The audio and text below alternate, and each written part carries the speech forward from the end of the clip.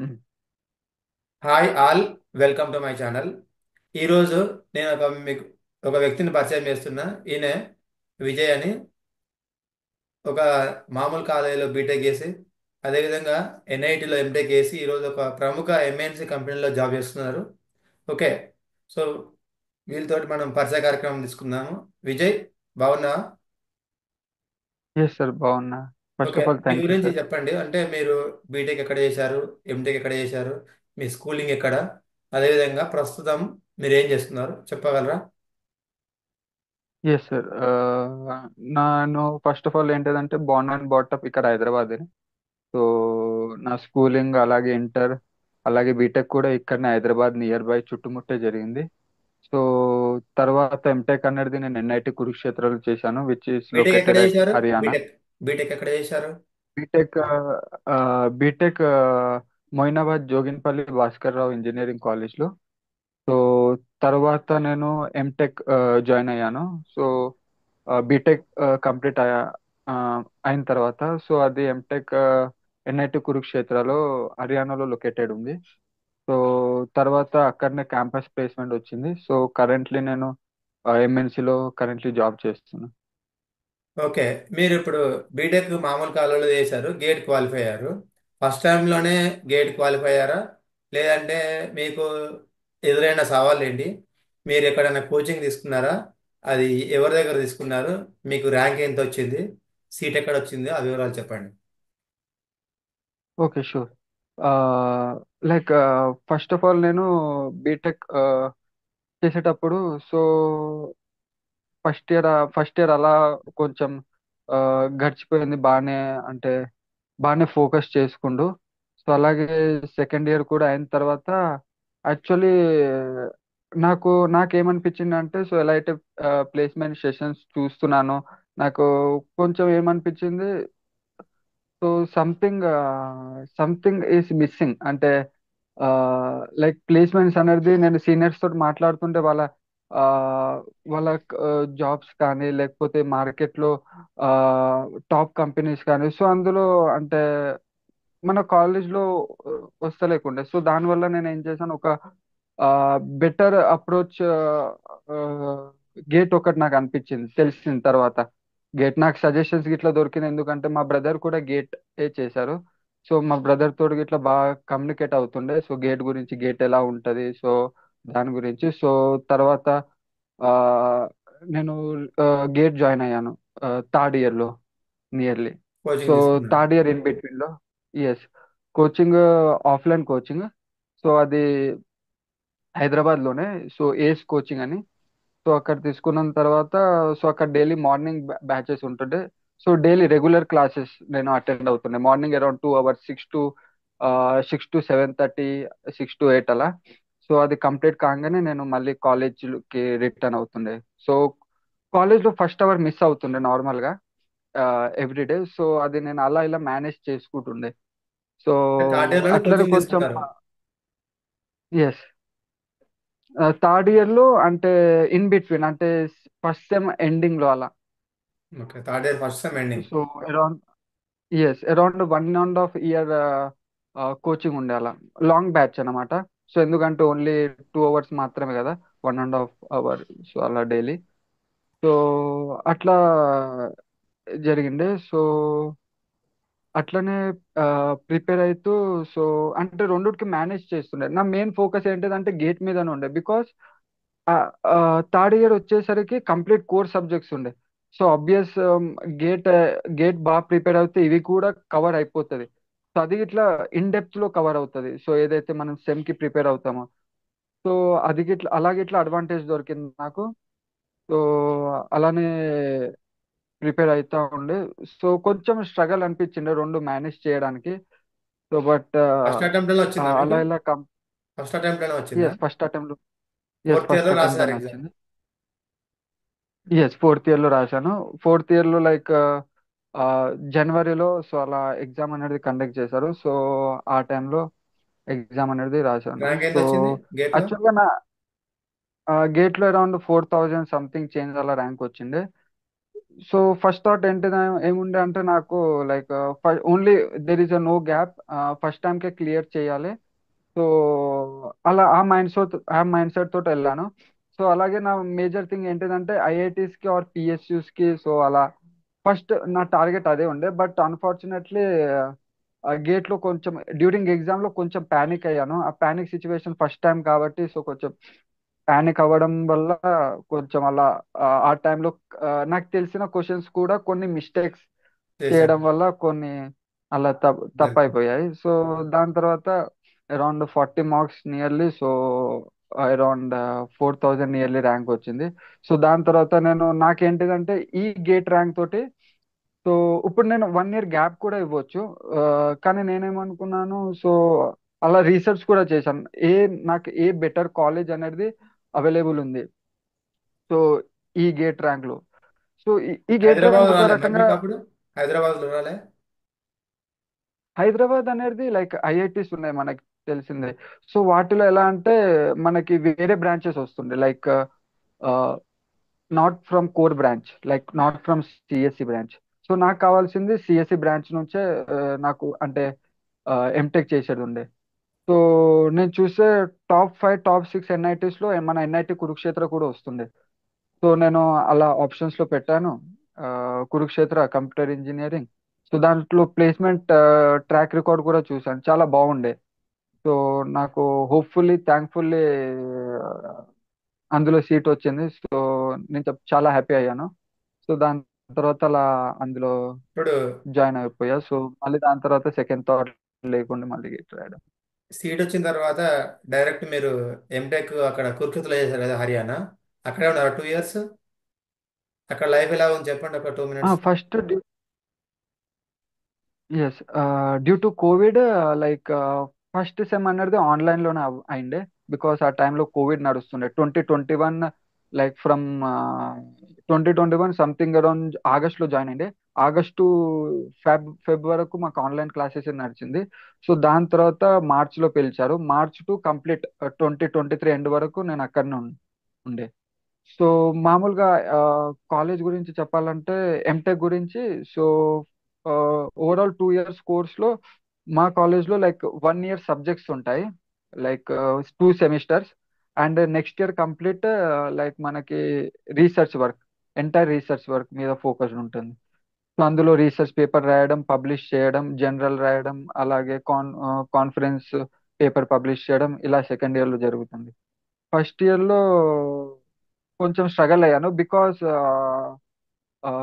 నేను వచ్చింది ఒక నార్మల్ కాలేజ్ నుంచి. సో అక్కడ చాలా మంది వచ్చిన ఎవరైతే జాయిన్ అయ్యారో నాతో క్లాస్మేట్స్ వాళ్ళందరూ ఆల్రెడీ లైక్ బికాస్ ఆల్రెడీ వాళ్ళు చాలా పెద్ద పెద్ద కాలేజ్ వాళ్ళ నుంచి వచ్చి ఉంటారు. కాలేజ్, బీటెక్ ఎస్ పెద్ద టాప్ పెద్ద కాలేజ్ కాలేజెస్ వచ్చి వాళ్ళ ఉంటారు వాళ్ళు స్టేట్స్ ఆల్రెడీ. లో. ఎస్, వాళ్ళ స్టేట్ లో ఏవైతే టాప్ కాలేజెస్ ఉన్నాయో వాటి నుంచి వీళ్ళు ఇక్కడ వచ్చిన వాళ్ళు ఉంటారు. సో అవును. వాళ్ళతోటి కొంచెం కంపీట్ చేయడం అక్కడ పెద్ద కొంచెం నాకు టాస్క్. స్ట్రగల్ అయిండే. కానీ ఎస్, సో అక్కడ నాకు కొంచెం అనిపించింది. సో ఆ మూమెంట్ లో లైక్ కొంచెం కష్టంగా ఉందని. సో బట్ అలా ఇలా ఈవెన్ ఎలా అయితే అక్కడ ప్రొఫెసర్స్ ఉంటారో, అసిస్టెంట్ ప్రొఫెసర్స్ ఉంటారో, వాళ్ళు కూడా కొంచెం మనకు స్పూన్ ఫీడింగ్ అనేది ఉండదు. సో మనమే రీసెర్చ్ చేయడం కానీ, మనమే చదువుకోవడం కానీ, అక్కడ సెమిస్టర్ ఎగ్జామ్స్ కూడా ఎలా ఉంటాయంటే మీకు there is a no there is a no predefined questions or answers they will give. Just they will suggest the books to read and they will give the explanation chapters and we need to thorough with that and with completely like మనం understand చేసుకుని ఉండాలి.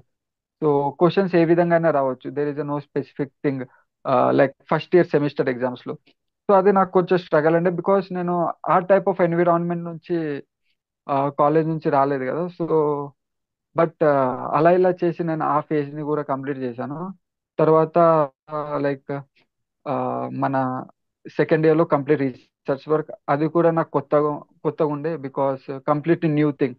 Like చాలా కొన్ని colleges లో BTech లోనే research work అనేది చెప్తారు. So but నేను బీటెక్ కాలేజ్ లో ఆ రీసెర్చ్ వర్క్ ఎన్విరాన్మెంట్ అనేది అది లేకుండే. So but okay. అందులో కూడా బాగా స్ట్రగల్ అయ్యాను అక్కడ మరి స్టార్టింగ్ లో. బట్ అట్ ది ఎండ్ నేటి టాపిక్ సెలెక్షన్ అండ్ ఇప్పుడన్నిటి పబ్లిషింగ్ అయితే. కురుక్షేత్రంలో మీరు ఎంటెక్ చేశారు కదా, అక్కడ యా ఫుడ్ గిట్ ఎట్లా ఉండే బాగుండేనా?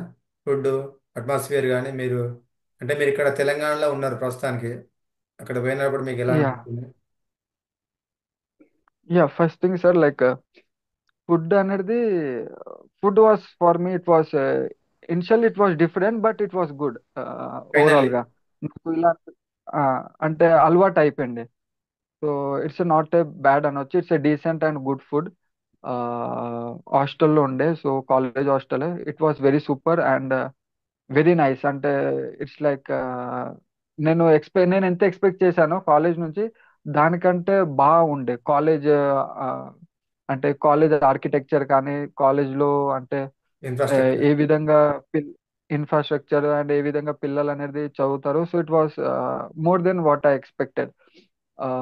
అలాగే నేచర్ వైజ్ ఇంకొకటి ఏంటిదంటే సార్, ఈ ఏదైతే ఎన్ఐటి కురుక్షేత్రం ఉందో, సో ఇండియాలో it is most beautiful NIT. So compare to all other NIT, it's a very beautiful and like నేను చాలా కాలేజ్ చాలా ఐఐటి ఎన్ఐటి చాలా కొన్ని ఎన్ఐటీస్ విజిట్ చేశాను, like NIT Warangal. So compare to it was beautiful NIT Kurukshetra. Yeah and okay. Next. And ఇప్పుడు అలాగే sir one more thing I want to share here like yeah one thing is like sir environment is more important sir as compare to whatever we see. మన surrounding లో ఎలాంటి పిల్లలు ఉన్నారు, మన surrounding లో ఏ విధంగా ఉంది, దట్ మ్యాటర్స్ ఎ లాట్ అనిపించింది. మనం ఎవరితో ఉంటున్నాము అది మన మీద చాలా ఎఫెక్ట్ చేస్తుంది. Yes yes. ఓకే. ఇప్పుడు మీరు ఎక్కడ జాబ్ చేస్తున్నారు? సో మీరు మీ వర్కింగ్ టైమింగ్స్ ఏంటి? ఆ వర్కింగ్ కంపెనీ ఓకే నేచర్ ఎలా ఉంది? మీ ప్యాకేజ్ ఎంత వస్తుంది ప్రస్తుతానికి చెప్తారా? Okay okay sure sir. Like like నేను ఇప్పుడు చేసేది మైక్రోచిప్ లో, so which is located in it is an MNC. So currently I'm doing in Hyderabad. It is currently located in Hyderabad. And yeah, నా role వచ్చేసరికి HD two. And CTC it is like dub two digit CTC sir. Okay.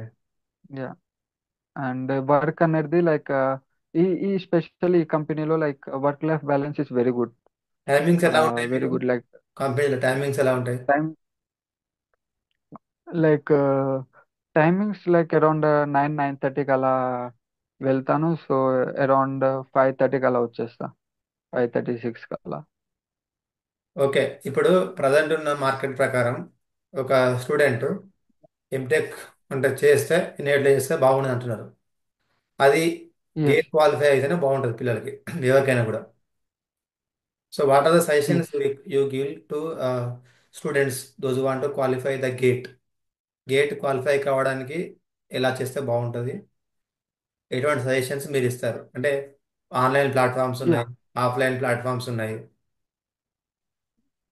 అదేవిధంగా yes. Software కంపెనీలో కావడానికి కూడా కొన్ని suggestions ఇవ్వండి. Okay sure sir. First of all నేను GATE choose చేసుకోవడానికి ఇంకొక రీజన్ ఏంటిదంటే బికాస్ ఒక normal as a reality normal కాలేజెస్లో ఎలా ఉంటుందంటే సర్వీస్ బేస్డ్ కంపెనీలో జాబ్ చేయడం ఇట్స్ ఈ అంటే మనం జాయిన్ అవ్వచ్చు. It's a simple service service based కంపెనీలో from the normal colleges. But మనం ఎప్పుడైతే ప్రొడక్ట్ బేస్డ్ కంపెనీని డ్రీమ్ చేస్తామో, సో ప్రొడక్ట్ బేస్డ్ కంపెనీలో ఒక జాబ్ కొట్టాలనేది, సో అది చాలా టఫ్. లైక్ షిఫ్ట్ చేయడం కూడా ఒకవేళ మీరు ఎవరైనా సర్వీస్ బేస్డ్ కంపెనీలో చేస్తున్నారు అనుకోండి, సో అది డైరెక్ట్ ప్రొడక్ట్ బేస్డ్ కంపెనీలో చేయాలనుకోండి, సో ఆ స్విచ్ కొట్టడం చాలా difficult. So one of the easiest way నాకు అనిపించింది త్రూ గేట్. త్రూ ఒకవేళ మీరు గేట్ తోటి ఒక డీసెంట్ ర్యాంక్ తెచ్చుకున్నారు అనుకోండి, సో మీరు ఎన్ఐటీస్ లో జాయిన్ అయ్యి, సో అక్కడ ఎన్ఐటీస్ లో ఏంటిదంటే మీకు హ్యూజ్ నెంబర్ ఆఫ్ ఆపర్చునిటీస్ దొరుకుతాయి. Only thing is you need to clear the coding round and interview round. So like from Amazon to Microsoft everything opportunity you will get.